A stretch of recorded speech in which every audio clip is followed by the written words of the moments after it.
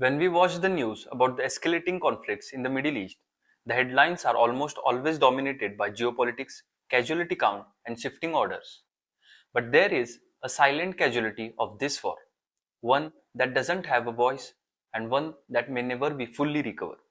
We are witnessing a catastrophic environmental fallout that surpasses politics and threatens the very biological foundation of the region. Experts are now sounding the alarm that the scale of ecological destruction we are seeing, particularly with the involvement of major industrial powers like Iran, could be unprecedented.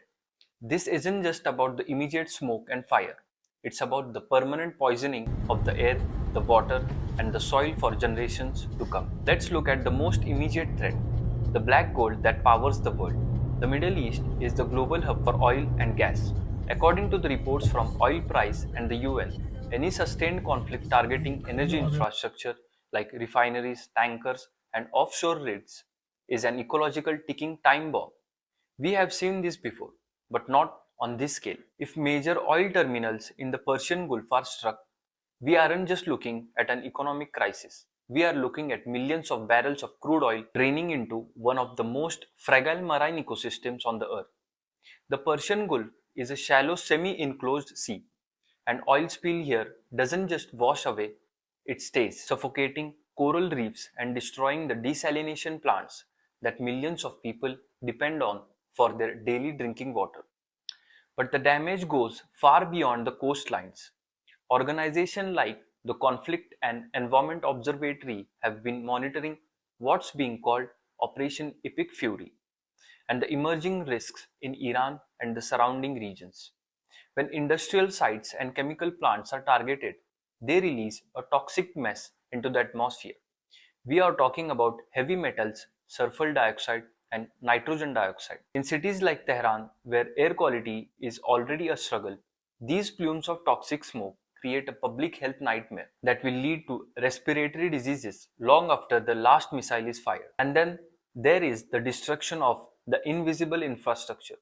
Research from the Stimson Center highlights a devastating trend in the modern Middle Eastern warfare, the weaponization of civilian life support systems. When power grids are knocked out, water treatment plants stop working, when sewage systems are destroyed, untreated waste flows directly into the groundwaters and rivers. This isn't just an environmental issue, it's a biological one. It triggers outbreak of cholera and waterborne diseases, turning the environment itself into a weapon against the civilian population. The UN Environment Programme has been clear. War is literally development in reverse.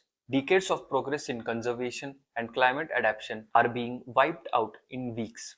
The soil in the conflict zone is being contaminated by toxic remnants of war, explosive residues, and hazardous materials that make land uncultivatable. For a region already facing extreme heat and water scarcity due to climate change, this environmental degradation is a threat multiplier. It's making the land uninhabitable, which in turn will drive mass migration on a scale that the world is not prepared for.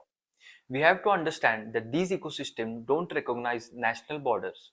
The toxic smoke from a burning refinery in Iran doesn't stop at the border. It travels.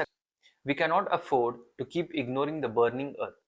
And right now, it's screaming for help.